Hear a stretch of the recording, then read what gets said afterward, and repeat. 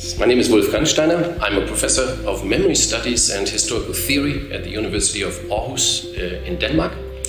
I very much like unrest and the project of unrest, because it allows us to translate theory into practice, to try to implement the kinds of ideas, the kinds of suggestions we develop theoretically, and implement them in aesthetic political action, like in this case, in a museum exhibit and a theater play.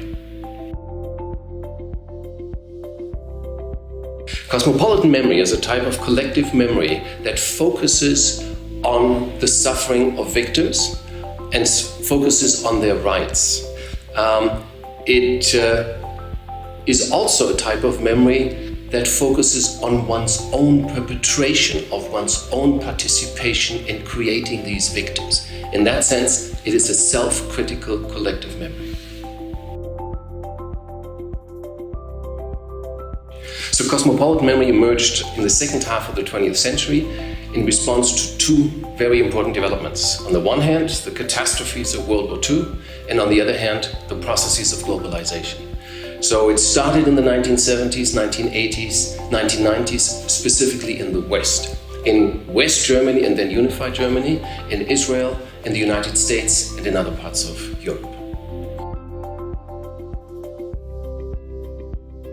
Cosmopolitan memory is a term that was first developed by academics. Academics from the United States, Germany, and Israel, who coined that phrase because they wanted to find a name for what they thought was a new mode of remembrance.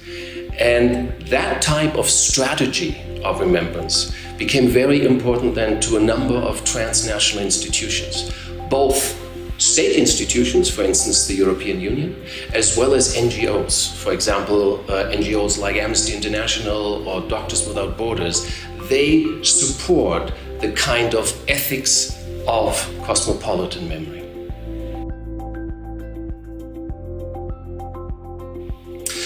Cosmopolitan memory is also a story about change.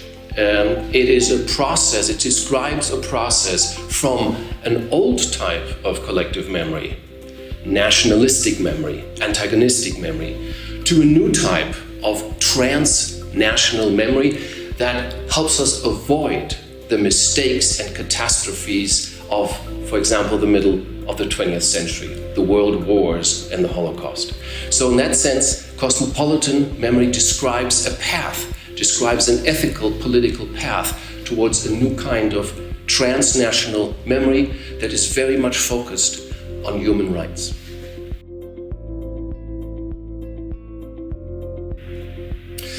Because cosmopolitan memory developed with regard to the memory of the Holocaust, it has very stable ideas about good and evil. It is on the one hand focused on the absolute evil of the Nazi perpetrators, and it is on the other hand often focused on the absolute innocence of the victims of genocide, for example, the victims of the Holocaust.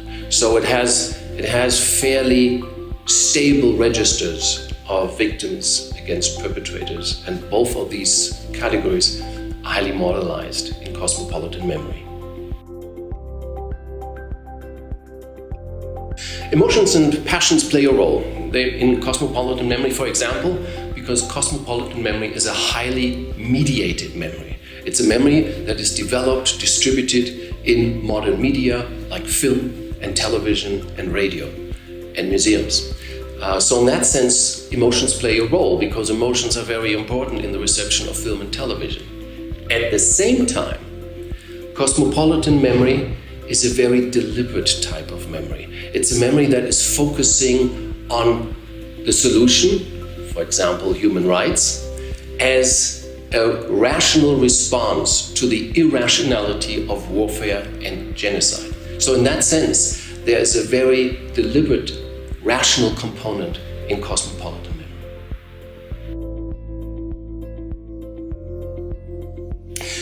Cosmopolitan memory aims for an all-encompassing solution for the catastrophes of the World War of genocide.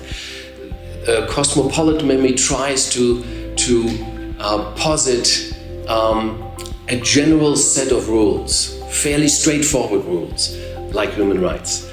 And it seems to be a problem that we simply cannot agree on the same set of rules in the world. We have a very, very tough time living up to the standards of human rights. And part of the problem seems to be that cosmopolitan memory is moralizing the past and depoliticizing the past.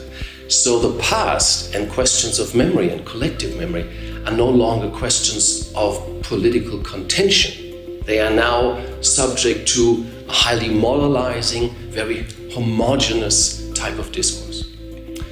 In addition to that, cosmopolitan memory is a very Western type of phenomenon. It doesn't really take note of cultures, traditions in other parts of the world.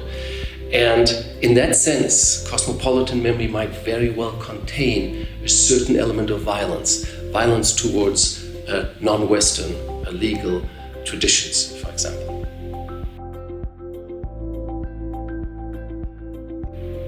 One of the problems of cosmopolitan memory is also that it doesn't seem to provide space for political contention. It doesn't seem to provide space for political passions. And it makes it quite difficult because it has a fairly black and white picture of victimhood and perpetrators.